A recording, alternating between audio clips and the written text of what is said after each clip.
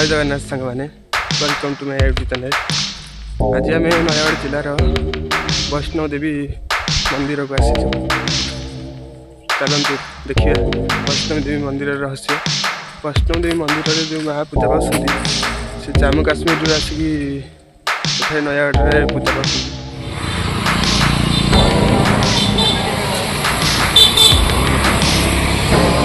आपण मैंने देखिपे ये हूँ नयागढ़ पट साइड आएपट हूँ शरणपुर पट साइड। नयागढ़ ठू 13 किलोमीटर ये देखिपे गेट ये हूँ श्रद्धापुर जामू कोण को नुआ मंदिर निर्माण होची माँ वैष्णो देवी मंदिर। तो चलते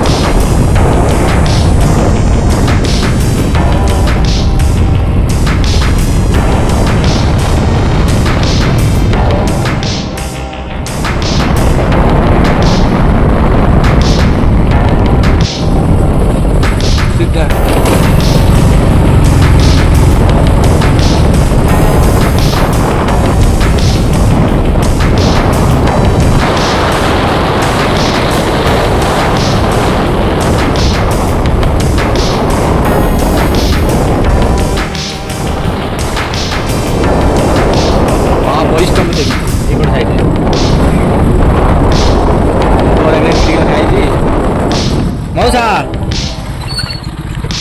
ये वैष्णो देवी मंदिर नुआ जो तैयारी होची मंदिर यहीपटे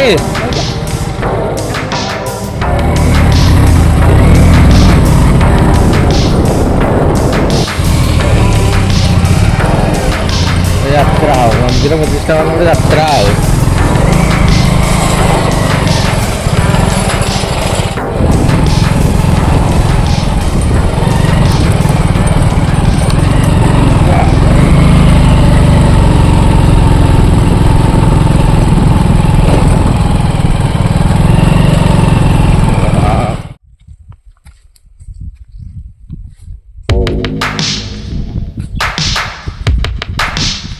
विश्राम करने भक्तमान हम ये रही घर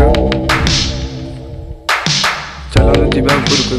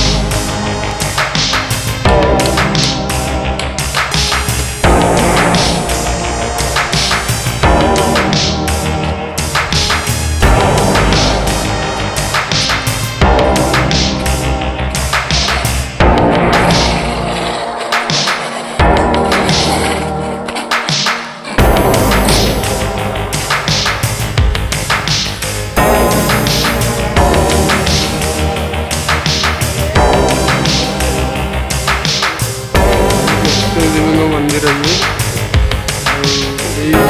देखो 18 क्विंटाल दुर्गा मूर्ति जहाँकि खड़ी साइड आसी अच्छी 18 क्विंटाल मूर्ति चली अच्छी।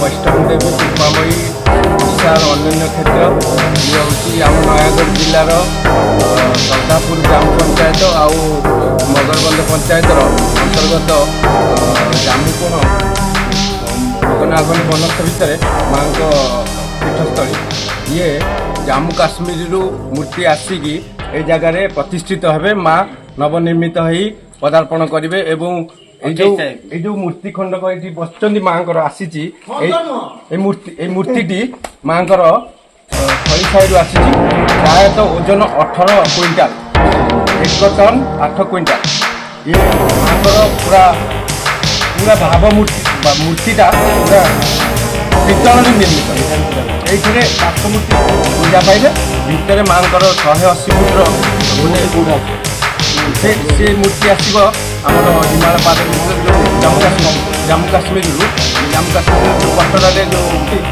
ଅନ୍ୟାନ୍ୟ କାରିଗରମାନେ 200ରୁ ଉର୍ଦ୍ଧ୍ୱ କାରିଗରମାନେ ଦିନ ରାତି ଅହର୍ନିଶି ପରିଶ୍ରମ କରି ଏଠାରେ କାମ ପୁରା ଶେଷ ପାଦିଆରେ ଅଛି। ଏଠାରେ ମା ବୈଷ୍ଣବୀ ପୂଜା ପାଇଲେ କ'ଣ ସ୍ୱପ୍ନ ହେଲା ନା କ'ଣ?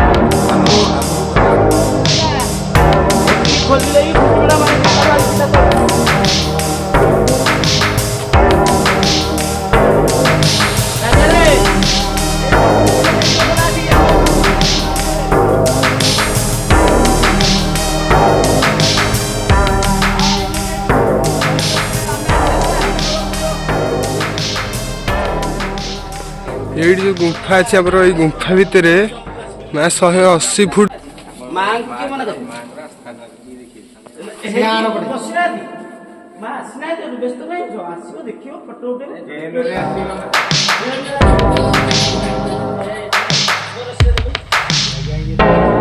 ବୈଷ୍ଣବ ଦେବୀଙ୍କ ମନ୍ଦିର ଇଏ। ଆଉ ଏଇ ସାଇଡ଼ରେ ଦେଖନ୍ତୁ 18 କୁଇଣ୍ଟାଲର ମା ଦୁର୍ଗା ମୂର୍ତ୍ତି, ଯାହାକି ଖଳି ସାଇଡ଼ରେ ଆସିଅଛି। 18 କୁଇଣ୍ଟାଲର ମୂର୍ତ୍ତି କାମ ଚାଲିଅଛି। 29 ତାରିଖ ଭିତରେ ସବୁ କାମ